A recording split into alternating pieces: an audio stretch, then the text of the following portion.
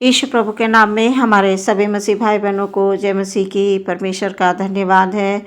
वचन के माध्यम से परमेश्वर हम सबसे बात करना चाहते हैं। हम देखेंगे मरकुस रचित सुसमाचार 11 अध्याय 25 पद।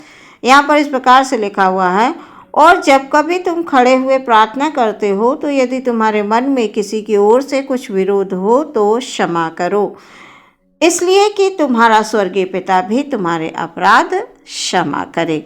सुंदर वचन के लिए परमेश्वर का धन्यवाद। जैसा कि हम जानते हैं कि हमारा सर्वशक्तिमान परमेश्वर हमसे प्रेम करता है, बहुत प्रेम करता है, और उसी प्रेम के खातिर उसने अपने ही इकलौते पुत्र यीशु को हमारे लिए दे दिया कि वो इस पृथ्वी पर आकर हमारे सारे पापों को, हमारे सारे गुनाहों को अपने ऊपर उठा ले और हम स्वतंत्र हो जाएं। आज हम स्वतंत्र हैं प्रियो। तुम सत्य को जानोगे, सत्य तुम्हें स्वतंत्र करेगा। सत्य यही है कि हमारे परमेश्वर ने हमसे प्रेम किया और अपने इकलौते पुत्र को हमारे लिए दिया। और प्रियो, हम वचनों में पढ़ते हैं कि हमारे यीशु मसीह ने हमारे बीमारियों को, निर्बलताओं को, दुर्बलताओं को अपने ऊपर उठा लिया। वो संसार में आए, प्रियो, दुख उठाया, कष्ट उठाया, और वो मारे गए, गाड़े गए, मृतकों के लोक में उतर गए, और फिर वो तीसरे दिन जी उठे। आज हम विश्वास करते हैं हमारा जिंदा खुदाबंद जो स्वर्ग पे उठा लिया गया, हम उसकी आराधना करते हैं, हम उसकी प्रार्थना करते हैं। हम जीवित परमेश्वर की आराधना करने वाले लोग हैं प्रियो। इसलिए हमें हर एक वचनों में आदर करना बहुत आवश्यक है। हम वचनों का आदर करें, वचनों का सम्मान करें। आज हम बड़े बड़े मनुष्यों को तो आदर और सम्मान बहुत दे लेते हैं, जो जैसा होता है हम बड़े उनके आदर में खड़े रहते हैं। लेकिन हमारा सर्वशक्तिमान परमेश्वर जो आदर के योग्य है, उसका आदर करना हम भूल जाते हैं। हमारा परमेश्वर पवित्र है। हमें ये समझना बहुत आवश्यक है कि हमारे परमेश्वर का जैसा इस संसार में और कोई नहीं है। प्रिय, हमें परमेश्वर का आदर सबसे पहले स्थान पर रखना है। उसके बाद हमारे जीवन के और तमाम काम होने चाहिए। लेकिन हम परमेश्वर को आदर देना भूल जाते हैं, हम उसका सम्मान करना भूल जाते हैं, और हम खुद का सम्मान मनुष्यों से चाहते हैं। प्रिय, यदि हम सच में परमेश्वर का आदर करते हैं तो हम उसके नाम से डरेंगे। गलत कामों को करते हुए हमें डर लगेगा। आज संसार में हम देख रहे हैं, बहुत से लोग जानते हैं, समझते हैं, वचन को भी जानते हैं, पर गलत कामों को करने से डरते नहीं हैं। हमें डरना चाहिए, मनुष्यों से नहीं, हमें परमेश्वर से डरना चाहिए। परमेश्वर का वचन ये कह रहा है, जब कभी तुम खड़े हुए प्रार्थना करते हो तो यदि तुम्हारे मन में किसी की ओर से कुछ विरोध हो तो क्षमा करो। क्षमा करना सीखो।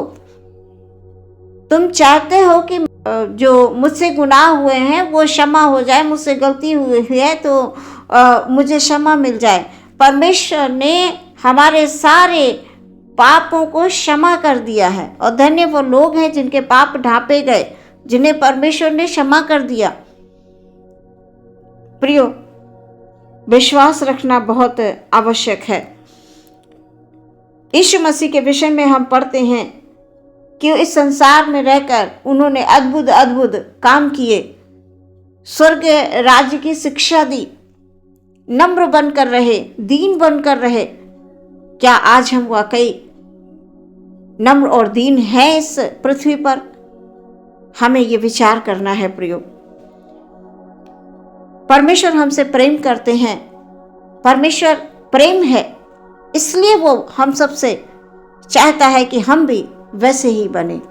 हम लोग पढ़ते हैं, जानते हैं, फिर भी हम एक दूसरे से प्रेम नहीं कर पाते। क्यों प्रियो? इस पर हमें विचार करना है। परमेश्वर तमाम दृष्टांतों में अपने चेलों से बात किया करते थे। यीशु प्रभु जब अपने चेलों से बात करते थे, कई बार दृष्टांत चेलों को समझ में नहीं आते थे, तो फिर से उनको समझाकर बताकर उन्हें भली भांति शिक्षा देते थे और चेले उनकी बात को मानते थे। आज हम कितना प्रभु की बातों को मानते हैं। चेलों को प्रभु यीशु मसीह ने वो सब कुछ दिया जो उनके पास था, उनको सामर्थ्य दी। आज हमारे पास प्रियो पवित्र आत्मा के सामर्थ्य का होना बहुत आवश्यक है। यदि पवित्र आत्मा हमारे संग है तो हम प्रभु में चल सकते हैं। यदि पवित्र आत्मा हमारे पास नहीं है तो प्रियो हम कितनी भी कोशिश करें अपने आप कुछ नहीं कर सकते। परमेश्वर का वचन हमसे ये कह रहा है, खड़े हुए जब तुम प्रार्थना करो तो तुम्हारे मन में किसी के प्रति कोई विरोध हो तो उसे क्षमा करो, इसलिए कि तुम्हारा स्वर्गीय पिता भी तुम्हारे अपराध क्षमा करता है। आज हम देख रहे हैं कि आज संसार में बड़ी नफरत है। एक दूसरे को लोग देख नहीं पा रहे हैं, एक दूसरे को लोग बढ़ता हुआ नहीं देख पा रहे हैं, जलन की भावना रखते हैं। ये क्यों बढ़ गया, कैसे बढ़ गया, मैं क्यों नहीं बढ़ा, ऐसे करके मन में भावना है, इसने मेरे साथ ऐसा क्यों किया।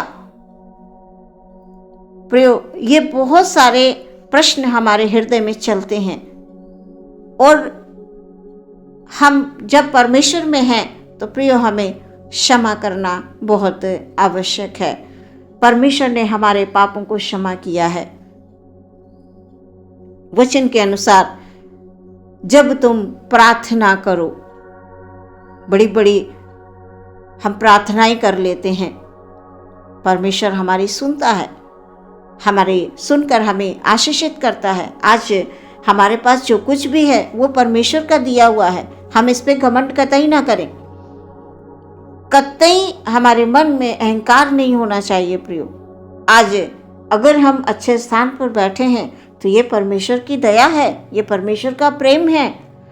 और जिनके पास नहीं है उन्हें परमेश्वर देना चाहते हैं, उन्हें उच्च स्थान देना चाहते हैं। जब हम परमेश्वर में रहकर उसके बातों को सुनेंगे तो अवश्य है परमेश्वर हमारे लिए वो बड़ी बड़ी आशीषें तैयार करके रखे हुए वो हमारे जीवन में आएंगी, जरूर आएंगी। जैसे प्रभु कह रहे हैं, जब आप प्रार्थना करो तो आपके मन में कोई भी बात किसी के प्रति है तो उसको निकाल दो, उसे माफ कर दो, क्योंकि हम भी माफ किए गए हैं। हम तो माफी के योग्य भी नहीं थे, हम माफी के योग्य बिल्कुल नहीं थे, लेकिन हमारे परमेश्वर ने हमें क्षमा किया है।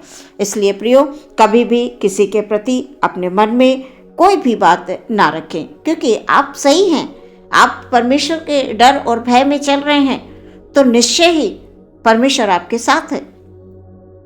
आपका कोई कुछ नहीं कर सकता, कोई कितना ही आपको सताने की कोशिश करेगा, कुछ नहीं कर पाएगा। बस सतर्क रहना है। जब मन में हमारे परमेश्वर की आत्मा होगी तो हम अवश्य ही भले मार्ग पर चलेंगे और भलाई भी कर पाएंगे और परमेश्वर में बने रहेंगे, और एक दूसरे को हम आसानी से क्षमा भी कर पाएंगे। कि आज हम क्षमा नहीं कर पा रहे हैं एक दूसरे को, हम चाहते हैं कि हमारे साथ अच्छा हो पर हम किसी के साथ अच्छा नहीं कर पा रहे हैं। हमारे मन में ही सवाल है, इसने मेरे साथ ऐसा किया क्यों।